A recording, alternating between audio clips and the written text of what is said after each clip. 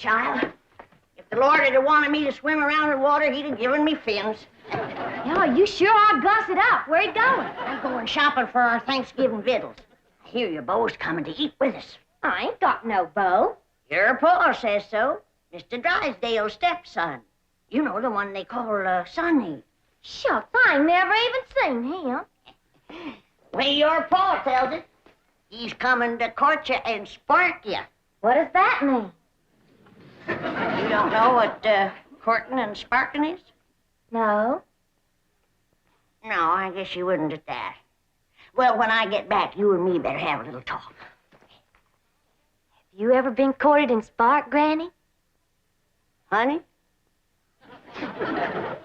When I was a girl back in Tennessee, I set so many boys' hearts on fire that they took to calling that neck of the woods the Smoky Mountain.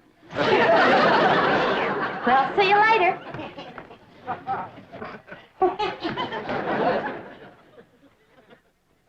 Daisy, you old heartbreaker. You still got it. That's the truth. Who you stepping out with? Ain't stepping out with nobody. I'm going to the supermarket. What's a supermarket? I don't know. I reckon it's kind of like a general store. But that's where you have to go to buy your victuals out here. And there's some things I need for that Thanksgiving spread. Oh, say, speaking of Thanksgiving, we can use the big fancy eating table. I just finished notching the last pot passer. You think they'll reach? Yeah, I don't know. Let's give them a try. Jethro! Yeah, Granny? You all set to get took to the supermarket? No, not yet. Fetch me a pot to the fancy eating room. Yes, sir.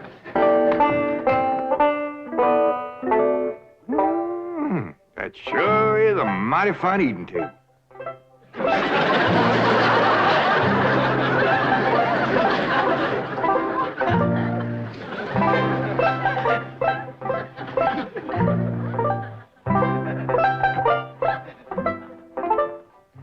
Jethro's fetching a pot. Granny, you gotta admit, folks built this table sure knowed what they was doing. It is built solid. It is that.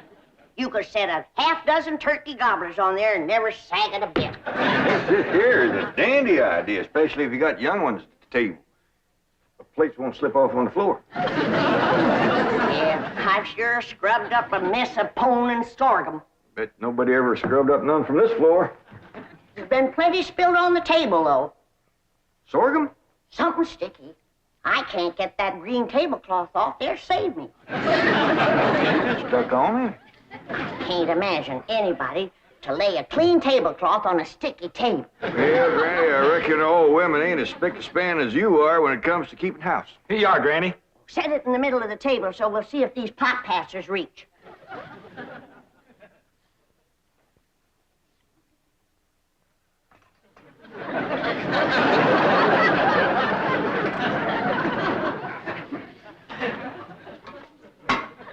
Yeah, I reckon that'll do the trick, all right. Jed, maybe you better whittle some sharp points on a few of them, and we can spear the meat and pass it. That's a good idea, Granny. I'll do that. How do you reckon the folks that lived here before us passed things? Well, they probably had a big family and passed from hand to hand. That reminds me, we're having 5 for our Thanksgiving meal. Yeah, you already told me. Company coming? Extra special company. Elly's beau. Has Elly got a beau? She sure has. Mr. Drysdale's stepboy, Sonny. Him and Elly ain't never seen each other yet. Sonny and his ma just come in from Boston. But Mr. Drysdale says his boy will be just happy to come a-courting Elly. I won't. I have never submitted to a blind date before, and I refuse to do it now. Sonny, dear, do it justice once for your daddy. He's not my daddy. He's your husband. All right, then. Do it for stepdaddy. It seems to mean a great deal to him. Mother, I'm the most popular man on the campuses of 3 universities. Vassar, Wellesley, and Smith. To those girls, I'm an idol, to be worshipped. I can't just date anyone. Sonny, dear, it might be fun to date someone new. Someone young, and lovely, and charming. For her, yes. But how do I know what she'll look like? No, I can't. I can't. It might cause too much of a trauma, Mama. But your stepdaddy says she's very attractive. And it seems that she's the daughter of his wealthiest depositor, whom he wishes very much to please. Mother, what kind of a man have you married? He's selling me for a rich man's gold. It's sordid! Oh, it is sordid! It is sordid! No, my precious baby.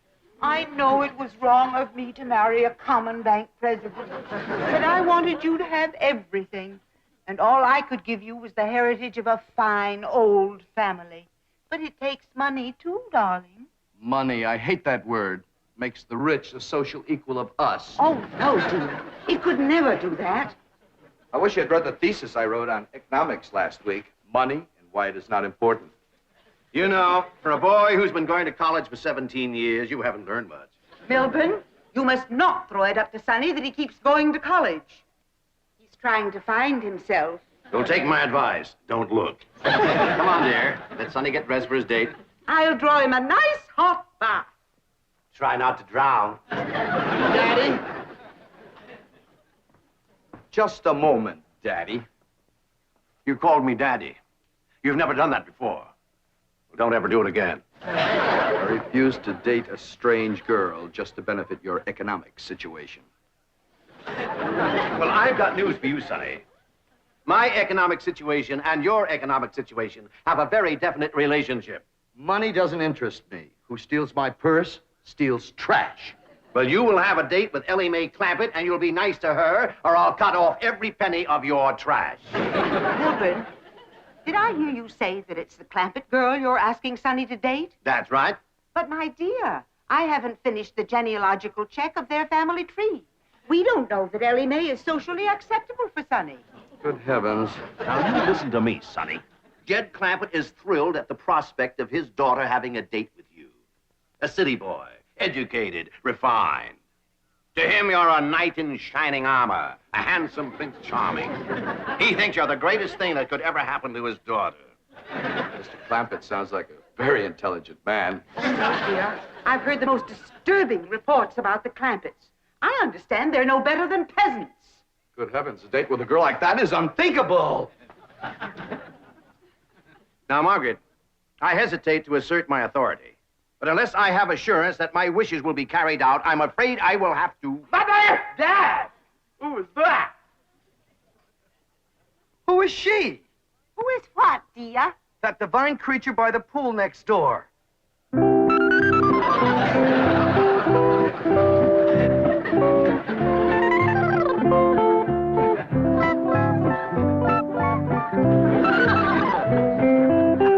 That's the Clampett girl, Elly May. Oh, Dad, you're sensational. Of course I'll date her. Good boy. But, Sonny, she's not a blue blood. The color may not be right, Mother, but I sure dig that crazy container.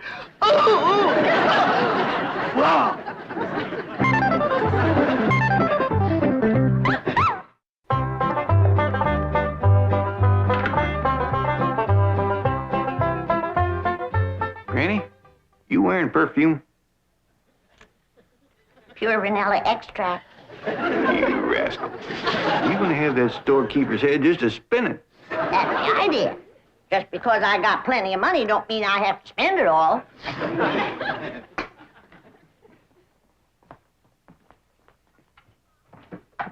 Howdy, Pa. What you doing? Oh, I'm fixing some turkey stickers for a company meal. Oh, say, Ellie, Yeah, Pa. is there anything you don't know about the birds and the bees? No. How come you to ask? Well, I reckon these what Sonny Drysdale's been studying at school. Either that or he's partial to them. How'd you know? Well, when I mentioned to Miss Hathaway that you was going to be keeping company with Sonny Drysdale, she says, Mr. Clampett, she says, you better have a talk with your daughter about the birds and the bees. Shucks, I know all about the little critters. Well, that's how I figured you being raised in the woods and all. But I didn't let on to Miss Hathaway. I know she's just trying to be helpful. Granny says she's gonna have a talk with me about courting and sparking. She is. Well, I'm glad of that, Ellie. I was kind of wondering who was going to do that. Paul, why don't you tell me about courting and sparking? Well, Ellie, that's something that a girl's ma usually tells her about. Well, I ain't got no ma, so why don't you tell me? Well, Granny will do it when she comes back. Well, what if she don't get back before Sonny Drysdale comes? Then I won't know how to court and spark him. You ain't supposed to court and spark him. That's what a feller does to a girl. How? What does he do? Well, he gets himself all slicked up, shaves real close, shines his shoes, puts on a stiff collar and a clean shirt. And he goes to calling on the girl, toting a nice big store-bought box of candy. Hot diggity dog, I'm gonna like courting and sparking. It's only the courting part. I ain't got to the sparking yet. What's that like, Paul? Well, she invites him to come in the parlor and sit. And they usually sit on a sofa or something, him on one end, her on the other. Yeah? Well, then he goes to carefully, little at a time, scooching down to where he's within reaching distance of the girl. Sonny Drysdale gonna do that to me? He might. And when he does, that's when a girl has got to be careful. Don't you worry, Paul. If that rascal goes to reaching for my candy, I'll knock him clean off of that sofa. Oh, Sonny, you sea beast. You creature from the Blue Lagoon. Now, my dear, don't you fling yourself overboard, because I'm not worth it. No, don't. My dear, my... Oh, well, there were too many girls aboard anyway. We were beginning to list. Sonny, are you decent? Not me. The devil. Come in. Sonny, you're beautiful. Mother! Girls are beautiful. Boys are handsome. Dashing. Debonair. You're right. I'm beautiful. Well, I just spoke to Jed Clampett. He's expecting you to call this afternoon. Maybe take Elly May for a drive. And tomorrow, they're expecting you for Thanksgiving dinner. 2 days? Gee, stepdad, no girl has ever been exposed to me for 2 consecutive days. Well, it may be unleashing forces too powerful to control. What if the Clampett girl gets serious about Sonny? Well, we'll celebrate with the finest champagne money can buy. Oh, no, my baby's not ready for marriage. Margaret, he's 35 years old. I am not. I was a leap year baby. Now, I've had enough of this nonsense. Now, you climb into that expensive sports car I bought you and go calling on that girl, or so help me out. Milburn, please. Sonny has never been exposed to violence. Even when he was born, I gave the doctor strict orders that he was not to be spanked. But it's not too late to start. Now, are you going or aren't you? I'm going. I am going. You want me to go along? No, Mother, dear.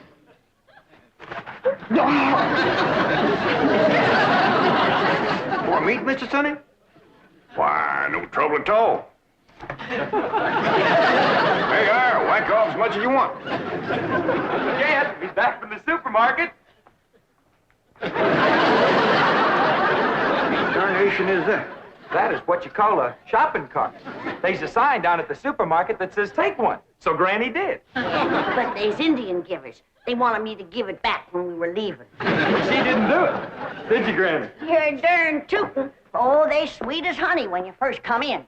But they give you a heap of trouble when you start to leave. What kind of trouble, Granny? Well, first you stand in a line with a kind of a gate. And at that gate, there's a woman. She looks at what you've got. Then she starts to push a lot of little knobs. And bells start to ring. And a drawer pops open with a lot of money in it. Doggy. Then she tells you how much money to give her. She says to me, she says, that'll be $28.25. And I says, now you make up your mind. Is it 28 or is it 25? And she says to me, she says, that's 28.25. Well, I seen I wasn't getting no place with her. So I give her the benefit of the doubt and I plunked down 28. A quarter and 3 pennies. I reckon that pleased her. You'd have thought so, but not her. As I started through the gate, she says, hold on. Madam, you're short. I said maybe so, but I'm big enough to take you on. Granny was getting right mad. Well, you'd have got mad too, Jed. And you get after Elly about running around in boys' pants. You should see those women in that supermarket. He was wearing boys' pants, was he? Some of them were in their underpants. Actually, I wanted to get Jethro out of there. Actually. And I did, too. By dingy, they didn't stop us. Good for you, Granny.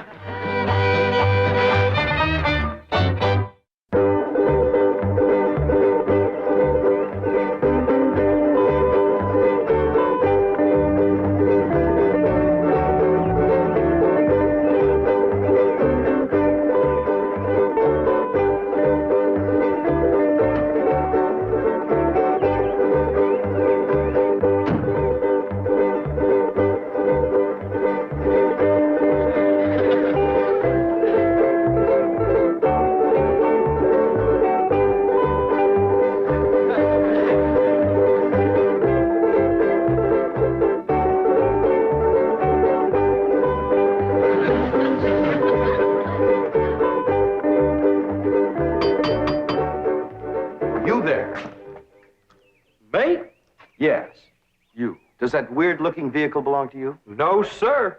Can you move it? I reckon so. Please do.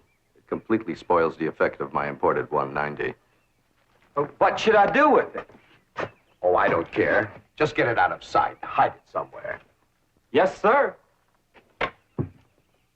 Sonny Drysdale to see Miss Clampett. Oh, come in, come in.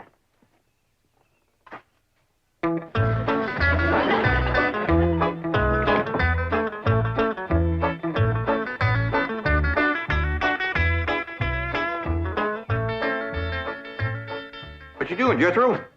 Trying to find out how to drive this thing. What for? Whose is it? Sonny Drysdale.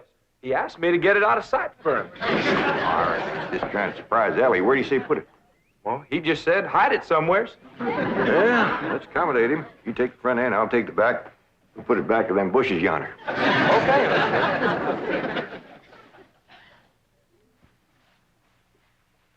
Is he toting a box of candy, Granny? He sure is, honey. All tied up with ribbon. Oh, Elly. Child, you are just beautiful. Shall I sprinkle some vanilla extract on you? Becca? No, I better not. Sometimes that drives them wild. I didn't get to talk to you about courting and sparking. Oh, that's all right, Granny. Pa told me. Oh, all right, now you follow me. Don't be nervous.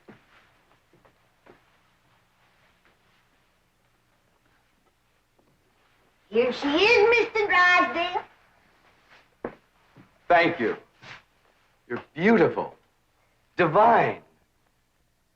Never mind me. Say something nice to her. Hold it just a moment. What a vision you are. What a picture you make. From your golden hair down to your... Is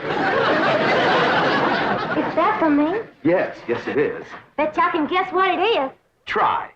It's something sweet. Exquisitely sweet. Something yummy. The yummiest. Something all girls like. You guessed it, it's me. You can sleep with it under your pillow. You want to come into the parlor? What are we going to do in there? Talk about the birds and the bees. Well, Scooby. Do. You peasant girls don't beat around the bush. Miss Clampett, my lips long to taste your lovely hand. Hey, why did you throw him? That rascal was fixing to bite me. Broomstick to him.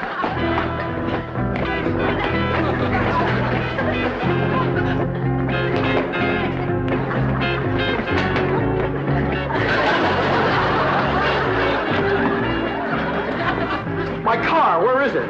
Oh, it did good, ain't it? Ain't nobody can find where we put it. Big oaf, I'll destroy you.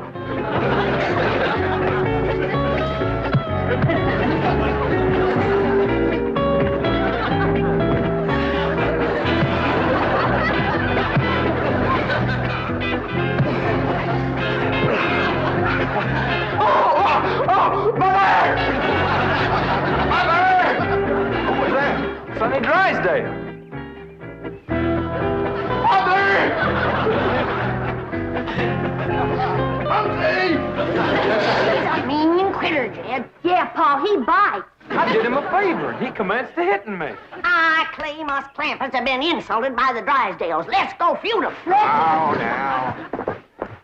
Why, we could whoop 'em with one hand tied behind us. We ain't got no cause to whoop 'em, Granny. No cause. Why, just yesterday I went over there to the Drysdales to borrow a cup of possum fat. And that butler fella that lives over there, he says to me, you wouldn't pull my leg, would you? And I said, well, one good turn deserves another. Stick it up here and I'll give it a yank. And do you know that he slammed the door right in my face? Let's go. Now, hold on. Now, we're all going to calm down. Go next door, talk to Mr. Drysdale. We'll straighten this whole thing out. Come on. There. Mother's baby is going to be all right. Was it just a dreadful experience, darling? Dreadful. Margaret! Sonny! Clampetts are here. They followed me.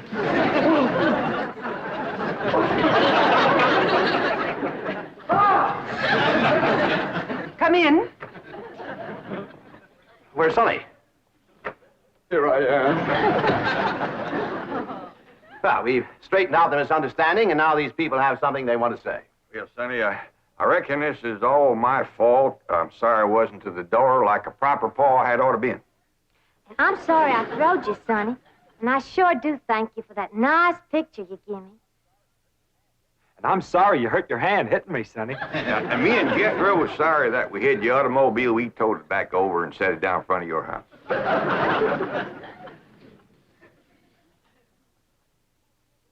Well, I can't think of nothing I'm sorry for. But we sure would be proud to have you all come and take Thanksgiving victuals with us. Sonny and I wouldn't think. Of passing up an invitation like that. We'll be there, all of us.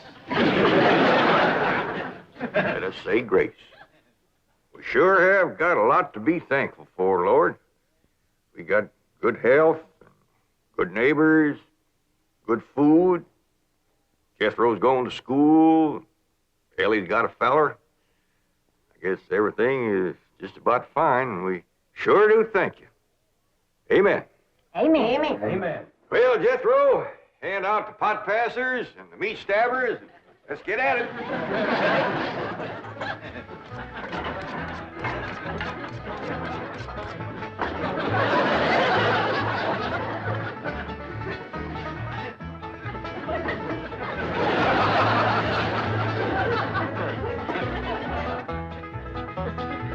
Debbie's on drumstick.